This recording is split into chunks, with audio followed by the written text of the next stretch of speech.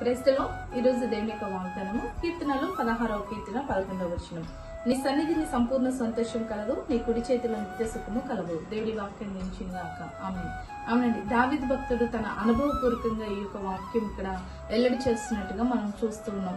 ఏంటి ఆ యొక్క వాక్యము, ఏంటి ఆ యొక్క మాట, ఏంటి తన అనుభవం అంటే దేవుని యొక్క సన్నిధిలో సంపూర్ణ సంతోషం ఉందంటే. అవును, దావీదు ఎలాంటి పరిస్థితి వచ్చినా దేవుని సన్నిధిలో వెతికేవాడు, దేవుని సన్నిధిలో కనిపెట్టేవాడు, దేవుని సన్నిధికి ప్రాముఖ్యత ఇచ్చేవాడు. అందుకే దేవుని సన్నిధిలో సంపూర్ణ సంతోషము కలదు, ఆయన చేతిలో సుఖము కలదు అనేసి దావీదు భక్తుడు అనుభవపూర్వకంగా తను పొందుకున్నాడు, మనందరికి కూడా తెలియపరుస్తున్నాడు. కానీ చాలా సార్లు మనం దేవుని సన్నిధిని ఏం చేస్తామండి, మిస్ చేసుకుంటాం, దేవుని సన్నిధిని వదిలిపెట్టుకుంటాం. ఆదివారం దేవుడి మందిరానికి వెళ్ళమంటే నాకు నెమ్మది లేదు, నాకు సమాధానం లేదు అని చెప్పేసి సాకులు చెప్పేవారంగా ఇంట్లోనే ఉండేవారంగా ఉంటాం. కానీ దేవుని సన్నిధిలో నీకు ఏదైతే సమాధానాన్ని కోల్పోతున్నావు, సమాధానం దేవుని సన్నిధిలో ఉందండి.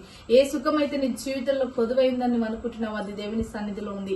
నువ్వు గనక దేవుని సన్నిధికి వెళ్లి దావీదు భక్తుడి వల్లే నువ్వు వెతికినట్టయితే దేవుని సన్నిధిలో ఉన్న సమాధానమును, సంతోషమును, సుఖమును దేవుడు నీకు ఇస్తాడు.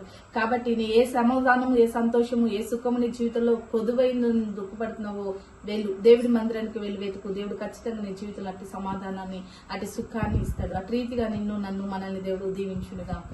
ఆమేన్. ప్రార్థన చేసుకుందామండి. సకల ఆశీర్వాదాలకు కారణభూతుడమైన మా ప్రియ పరలోకపు తండ్రి, యొక్క ప్రార్థనలు ఇస్తున్న ప్రతి బిడ్డను కూడా మీరు జ్ఞాపకం చేసుకోండి. నీ సన్నిధిలో సంపూర్ణ సంతోషం, నీ కుడి చేతిలో నిత్య సుఖం ఉన్నదయ్యా. అయ్యా తండ్రి, వారి జీవితంలో ఏ సుఖమైతే తండ్రి బిడ్డలు కోల్పోయి ఉన్నారు, ఏ సంతోషం అయితే కోల్పోయి ఉన్నారో, యేసు నామంలో నీ ఎత్తుకొచ్చి అట్టి సంతోషమును, సుఖమును పొందుకొని నేను మహింపరిచే కృపను దయచేయమని యేసు నామంలో ప్రార్థిస్తున్నాం తండ్రి. ఆమేన్.